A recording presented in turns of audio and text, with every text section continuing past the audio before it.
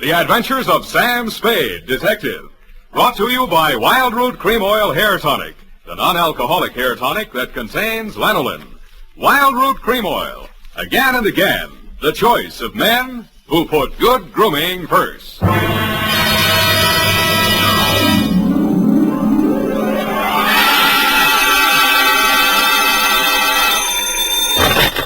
Spade Detective Agency. They offered me a cool $1.5 million, but I couldn't be bought.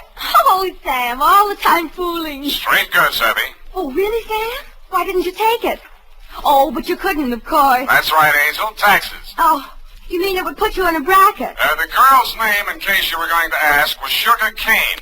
Was she sweet?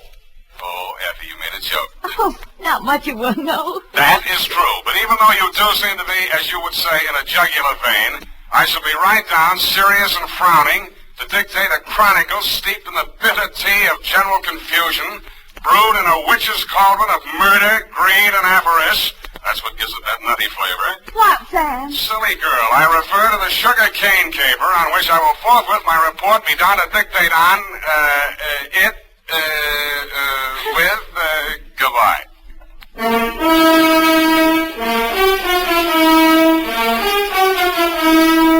Dashiell Hammett, America's leading detective fiction writer and creator of Sam Spade, the hard-boiled private eye, and William Spear, radio's outstanding producer-director of mystery and crime drama, join their talents to make your hair stand on end with the adventures of Sam Spade.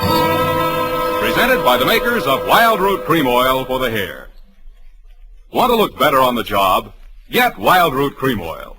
Want to look better to that gal of yours? Get Wild Root Cream Oil. Wild Root Cream Oil Hair Tonic improves your entire appearance by grooming your hair neatly and naturally, relieving dryness, removing loose dandruff. If your family hasn't yet enjoyed the benefits of America's leading hair tonic, here's what to do about it. Ask at your drug or toilet goods counter for the new 25-cent get-acquainted bottle of Wild Root Cream Oil Hair Tonic. Again and again, the choice of men and women and children, too. And now, with Howard Duff starring as Spade, Wild Root brings to the air the greatest private detective of them all in the adventures of Sam Spade.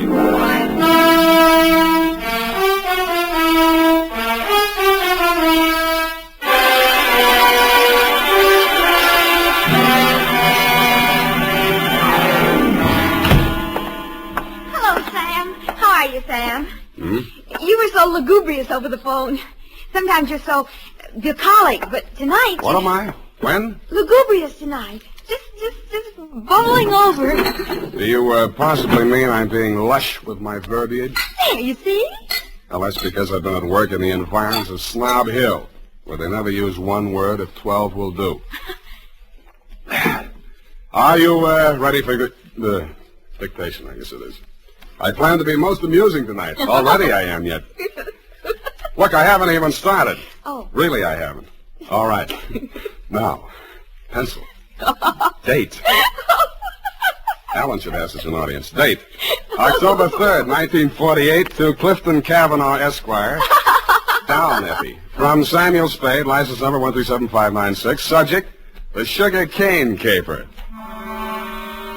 On Thursday last, at 11 a.m., as I waited for the traffic signal so that I might legally cross Powell Street in order to board a cable car, a cat rubbed up against my leg. I leaned over to stroke it and noticed that it had 6 toes. I wondered if that meant anything. It didn't.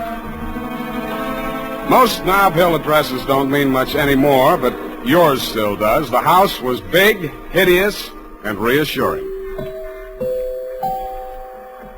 Oh. Are you from Pepper Snow? No, I'm in business for myself. Mr. Cavanaugh in? Oh. Well, come on in. I can't understand what happened to that boy from Pepper Snow. Oh, pardon me if I seem a little hungover. Gladly, but can you ever forgive yourself? I like you. You got a sense of humor. You'll need it. You trying to tell me you don't approve of Mr. Cavanaugh? That perfume pothead. What did he do to you? He married my mother. Oh. Stepfather? Yeah. I'm Fred Blair. Spade's my name. Where do I find him? Detective? Check. I'll give you a clue. Look behind you. I did. I turned and found myself looking straight into your handsome face. You looked several years younger than your stepson, with regular aquiline features, dark, widely spaced eyes, and blue-black hair. Well, so you're the notorious Sam Spade. Well, I don't want to seem modest. Come into the conservatory. There's just the barest chance that we'll not be overheard. Good. There. Sit down. What's your problem, Mr. Cavanaugh? Problem indeed. Problems, plural. Starting with that junior-grade lush that collared you at the door. He's very fond of you, too. Well, you can't imagine what a trial that boy's been to me. Both the children. For some reason, neither Fred nor his sister Eunice ever quite accepted me as their father. You don't say. I suppose my youth counted against me. I think they misinterpreted my motives. When any man marries a wealthy widow twice his age... Yeah. Why did you send for me, Mr. Cavanaugh?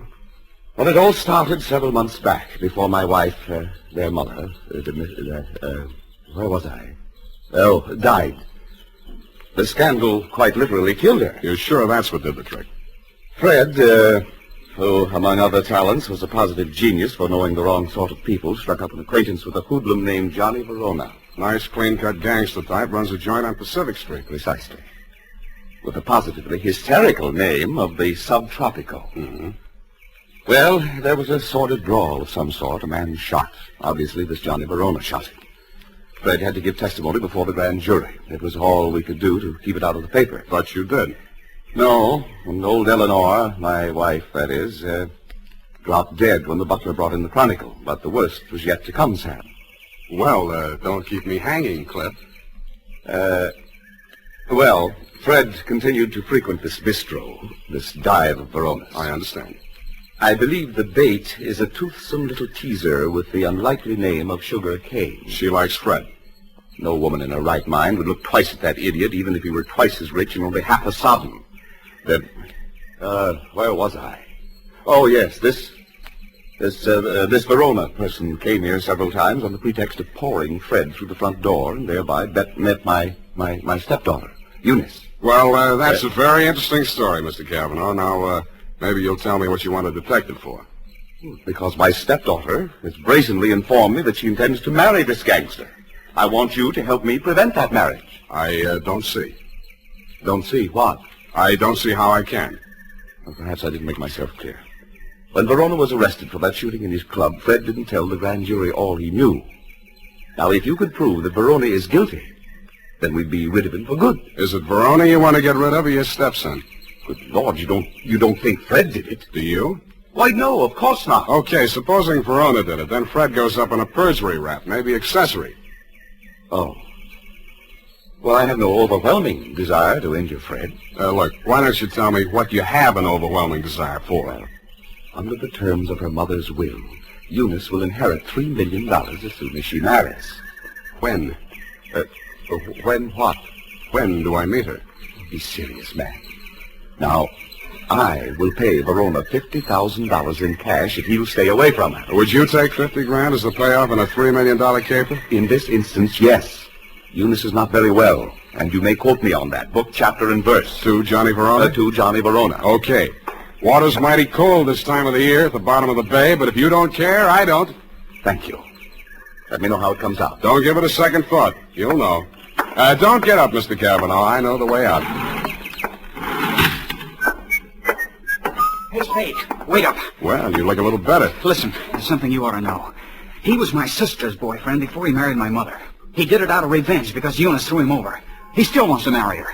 Any particular reason? Oh, my mother put that crazy marriage clause in her will. He's been systematically getting rid of every man who's been interested in her. Bought him off, threatened him off any way he could. Why? He thinks Eunice will eventually marry him to get her inheritance. But she won't. She'll kill him first, and if she doesn't, I'll do it for her. Fred. Huh? Oh, yeah? Fred, what on earth are you saying? Who is this man? Well, he's the detective. Sam Spade. You're Eunice Blair? Yes, I want to talk to you. Fred, go and... Yeah. See you later, Spade. I know why my stepfather hired you, Mr. Spade. If you need the money, go ahead. But this time it won't work. You look as if you'd like to be a nice girl. How did you happen to settle for a cheap grifter like Johnny Verona? Because we understand each other, and he can't be scared off. Any message I can take him from you? Tell Johnny I'll meet him at the usual place. And tell him I still like my coffee black. No sugar.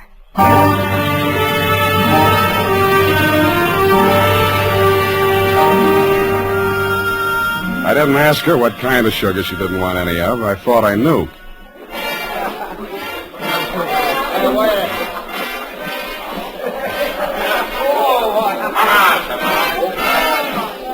The only thing wrong with Sugar Kane's dance was her dancing, but the customers didn't seem to mind, and I didn't either.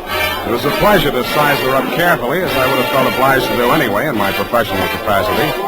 She was a black-haired number with aquiline features and widely spaced dark eyes. It was a beautiful combination, and I wondered where I'd seen it before quite recently. I decided to find out.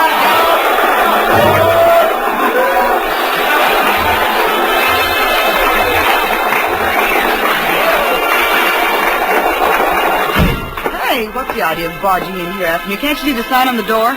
No customers in the dressing room. Then let's go someplace else. I want to talk to you. Beat it. Take it easy. This is on business. Good. I'll fix it up with the boss. Johnny! Yeah, Sugar? What's the matter? Is Joe giving you trouble? He trailed in here after me, the cheap masher, on the pretext of discussing business affairs. Okay, out you Hey, go. wait a minute. Come on, move. And don't come back! Well? Sorry I had to give that bum's rush routine. I don't want to get her excited. She's a nice kid, and she doesn't know why you're here. I take it you do. Yeah. Eunice called me and told me you'd be down. Okay, Johnny, I'll give it to you fast and get out. Clifton Cavanaugh will pay you $50,000 to leave Eunice alone. He also made a few idle or not-so-idle threats about what might happen to her if you don't take his money. For example? He said she hasn't been feeling well, might not live long enough to get married. I don't have to tell you what I think about that kind of talk, and I wouldn't be peddling it if my office rent wasn't due. That's why when you started giving me that bum's rush, I made only, shall we say, a token resistance? Yeah. Now, about me marrying Eunice, you can tell Clifton to stop worrying. Hmm? Yeah, Eunice and I got married 3 weeks ago. You what? Married. You want to see the papers? Why the secrecy? I don't want her to get hurt. You're scared of Clifton? Nah. Sugar. She's got a very low boiling point. She's a... Oh, pardon me. Yeah. Yeah, Nick. What is? Go ahead. Yeah, I heard you.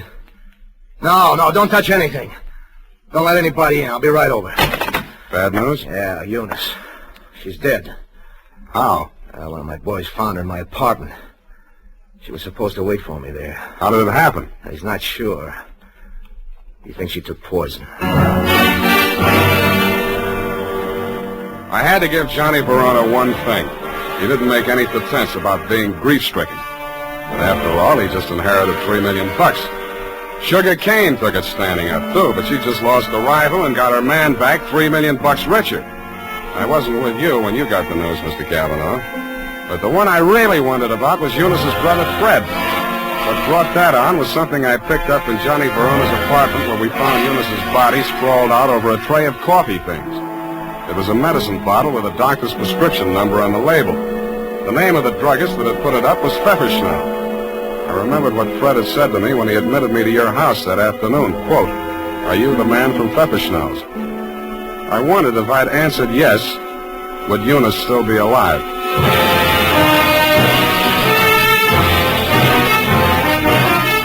The makers of Wild Root Cream Oil are presenting the weekly Sunday adventure of Dashiell Hammett's famous private detective, Sam Spade.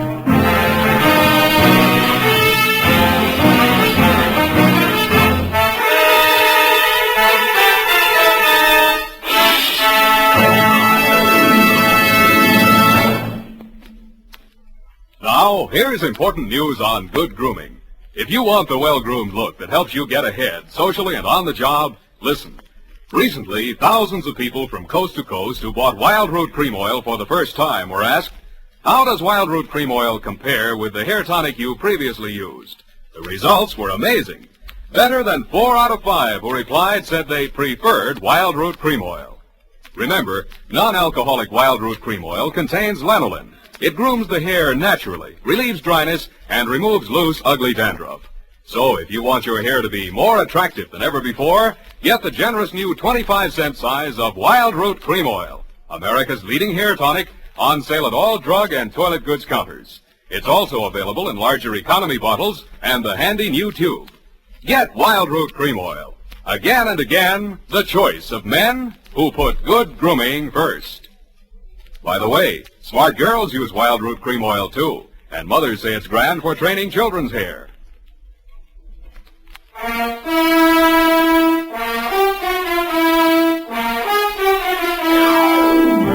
And now, back to the Sugar Cane Caper. Tonight's adventure with Sam Spade.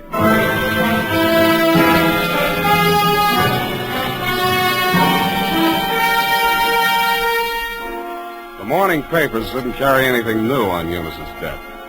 Cause was put down to an overdose of a toxic drug. The doctor who prescribed it said she'd requested it for migraine headaches, which he suggested might have driven her to suicide. He did not explain why she had taken 4 doses in capsule form and dissolved the rest of it in a decanter of coffee. I thought somebody else had dosed the coffee, and so did you, Mr. Cavanaugh. Verona did it, of course. We knew she was taking those pills and dosed the coffee just enough to be fatal when added to what she took voluntarily. You knew all that, too. Well, so did Fred. But you had more reasons, 3 million more. But they were already married. You know that when you hired me? Yes. Then how come? I knew she was planning to do away with herself. I thought if we could pin it on Verona, after all, he's guilty of that old murder, Fred's a witness to that. Well, if he were convicted, the money would revert to me. Nuts. You don't believe me? She wasn't planning suicide, and you know it. Well, then? I don't care who takes the fall, but I got less on Verona than I got on you. Then I'll give you something. Here. Take a look. Verona's lawyer sent this around before her body was cold. A claim for $3 million, notarized yesterday while Eunice was still alive. Well, Mr. Spade? Pardon me when I drop dead. You did and waited hopefully, but I managed to stay on my feet. I even managed to make it down the hall to the bar where I found your stepson ambushed behind a row of empty bottles. Fine detective you turn out to be. I warned you. Stand up like a man. That's all right. I'll take on both of you. Come on, sober up. Makes sense. Where's my drink? Who took my glass? Here it is. Give me it. Sure. You spill it. Ooh, ice on my shirt. Listen to me. This is very important. Important? You were expecting a delivery from a drugstore when I arrived there yesterday morning. Who ordered it? She did. Eunice, she told me to watch for it and bring it to her. Did you do that? No, she wasn't here. What did you do with that bottle of medicine? I'm sleepy. I gotta get some rest. Wake up! No! I said wake up! Leave me alone! Now listen. You took that bottle with you when you went out. Where did you take it? I tell you when you let me go to sleep. You took that bottle with you, didn't you? You're guessing. I know you're third degree. You went to Verona's apartment, didn't you? 2 gentlemen of Verona. Willie Shakespeare. You doped that coffee, didn't you, with the poison that killed your sister? I didn't mean it for her. I didn't know she was going there. Go on talking. I want a lawyer. I know my rights. Listen, I'm not a cop. I'm not taking a statement. You're too drunk for it to hold anyway, so you can tell me. Okay. Here's how it happened. She took her 4 pills and went to bed. Yeah? I sneaked a bottle out of the medicine chest and I went over to his place. His boy Nick was there making coffee for the boss, he said, when he got home. I hung around talking for a while and I stripped some of the stuff in the percolator while he was getting out the cups. And that's all. Why did you want to kill Johnny Verona? So Eunice wouldn't have to marry him. What do you mean, have to? She was doing it for me, so he'd keep quiet. About that brawl in the club, that old killing they tried to nail Johnny for? Yeah, that's it. The gun that did it. He got rid of it before the cops arrived. That was my gun. Fred, straighten up. Look. Yeah. Johnny dictated the story you told the grand jury. How do I know he didn't dictate the one you're telling me now? Who are you covering for? I didn't say anything. I didn't tell you anything. Get out of here! What's the matter with you? Get out the window! The revolver barrel that crashed through the darkened window pane behind the bar spoke twice. I answered it. I looked out into the darkness, making myself a good enough target to draw some fire. I fired back at the flashes. I was depending more on luck than aim, and luck was what I wasn't having much of. I went back to the place where Fred had fallen. The shots that had dropped him were luckier. He'd been dead before he hit the floor. What is it? What's happened here? See for yourself. Who? Shot through the window, couldn't see anything but the gun muzzle. Looked like a .45. Johnny Verona, he packs a .45. Who told you that? It came out of that investigation, one of the reasons they couldn't indict for that old shooting. There were a lot of reasons they couldn't get that indictment. What are you driving at? Neither one of the leading suspects was guilty. I don't follow you. Sugar Kane did that job. Well, that's wild. What if I told you Fred made a statement to that effect before he was shot? You're lying. He confessed. Did I tell you that? Well, he must have. He always talked about it when he was drunk. All right, I was bluffing. Why? Just a crazy hunch. I thought there might be something between you and Sugar. Now I'm sure there isn't. Of course not. Should have spotted it before. You're too much the same type. Even look alike. I can't make you out. Well, don't try. It's not worth it. You better call homicide about Fred here. Tell Lieutenant Dundee if he wants my statement, I'll be at my apartment.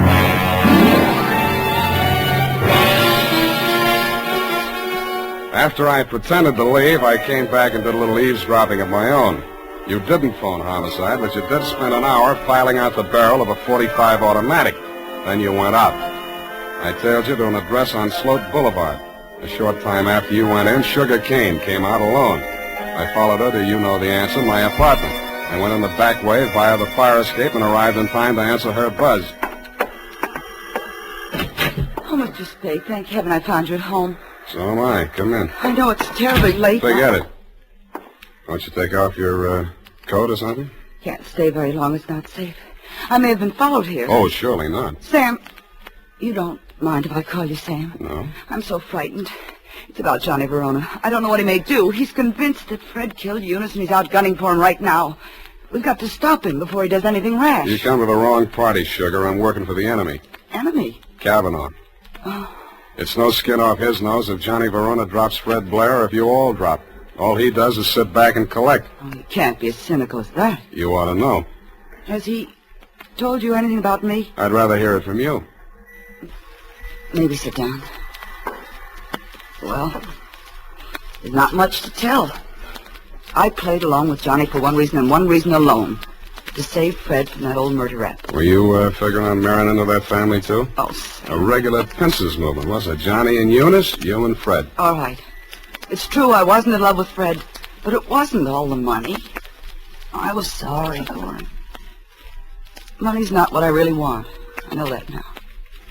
What do you want? Someone. Someone I can trust. Me too, Sugar. Oh, Sam, you're what I want. Say you want me to. Please say it.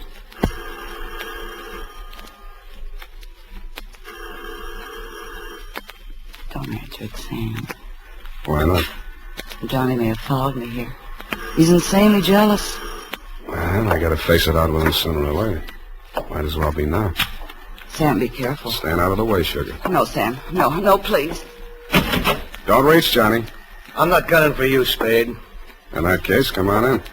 Well, Sugar, I didn't believe him that you were coming here. I had to, Johnny. He got some crazy confession out of Fred while he was drunk. I had to stall him till you and Cliff could talk to him. To save Fred, I mean. Oh, stop horsing around. We all know that we all know Fred is dead, and we all know that we all know who killed him. Well, then Cliff was leveling. You are trying to pin that on me. I don't need it, but if you want it, you can have it. There's $3 million in my part of it. I'll split down the middle with you. If you throw in with them, it's a three-way split. There's no split at all if you take the rap for Eunice's killing, and you will if you throw in with me. It's their word against mine, 2 witnesses against 1, and all I've got is a confession by a drunk who is now dead. Sam. Oh, Sam, I was sure for a moment you... Get away from me. Sam, Go on, go to work on him. I should have given you a little more time. That wasn't fair, was it, Sugar? I hate you. I hate you both. I never want to see you again. Get back in that room, Sugar. Cliff. What happened, Sugar? Why were you running away? Johnny double-crossed us. Now Sam knows everything. What does he know? The whole caper. Part of it I wasn't quite sure of until I saw you and Sugar standing side by side. That blue-black hair, the same eyes, plus the fact that the bell on Sugar's apartment on Sloat Boulevard reads Kane, parenthesis, Kavanaugh. You took a crazy chance when you knocked off Fred with me right there in the room. The kind of a crazy chance a brother would take to keep his sister clear. I could have told you that. It would have helped a lot, Johnny, but you didn't. When a man lets his sister go on dancing in a joint like yours after he's in the chips and she goes on liking it, you can be sure they're both playing for big stakes and for nobody but themselves. Where do you think you were supposed to wind up, Johnny? I'll tell you. drinking that poisoned coffee that Eunice got hold of by mistake. That isn't true, Johnny. I never told Fred a thing. He thought you really loved Eunice. I don't know how he found out you were forcing her into that marriage. Did you also neglect to tell him that he was innocent? That you pulled the trigger in that old killing and shoved a gun into his hand when he was too drunk to know what he was doing? I've heard enough. Watch it, Johnny.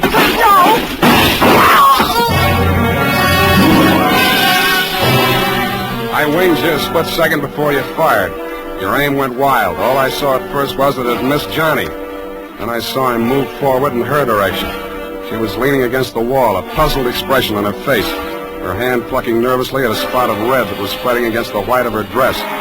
He caught her as she pitched forward and carried her over to a couch. She didn't speak again. You and Johnny knelt beside her until the cops arrived.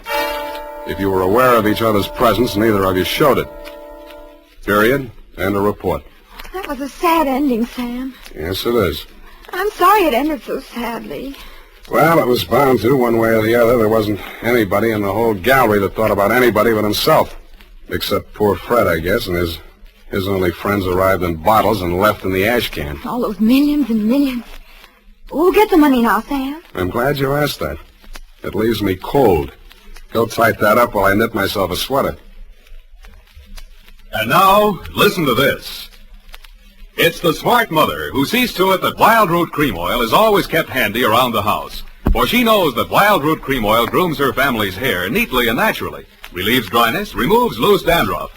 Get acquainted by asking for the new 25-cent bottle. Also, ask your barber for a professional application of Wild Root Cream Oil Hair Tonic. Again and again, the choice of men and women and children, too.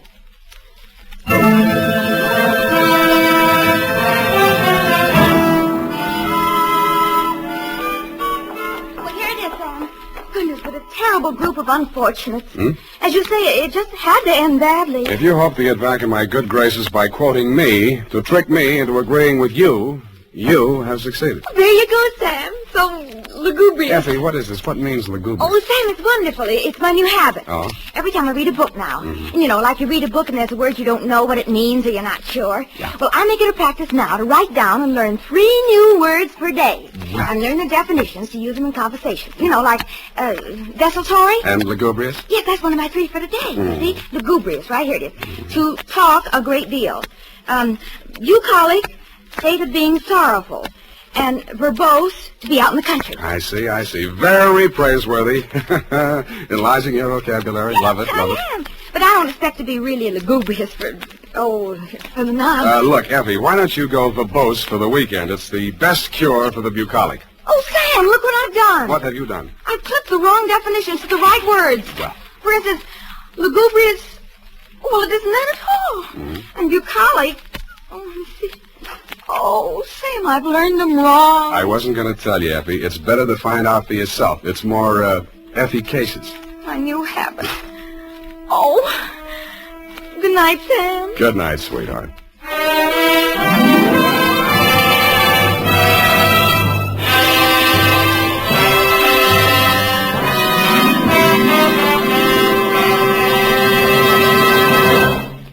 The Adventures of Sam Spade, Dashiell Hammett's famous private detective, are produced and directed by William Spear. Sam Spade is played by Howard Duff. Lorene Tuttle is Effie. The Adventures of Sam Spade are written for radio by Bob Tallman and Gil Dowd. Musical direction by Lud Gluskin with score composed by Renee Garrigan. Join us again next Sunday when author Dashiell Hammett and producer William Spear join forces for another adventure with Sam Spade. Brought to you by Wild Root Cream Oil. Again and again, the choice of men who put good grooming first. This is Dick Joy reminding you to get Wild Root Cream Oil, Charlie. It keeps your hair in trim. You see, it's non-alcoholic, Charlie. It's made with Susan Lanolin. You better get Wild Root Cream Oil, Charlie. Start using it today. You'll find that you will have a tough time, Charlie, keeping all the gals away. Are you baldy? Get Wild Root right away.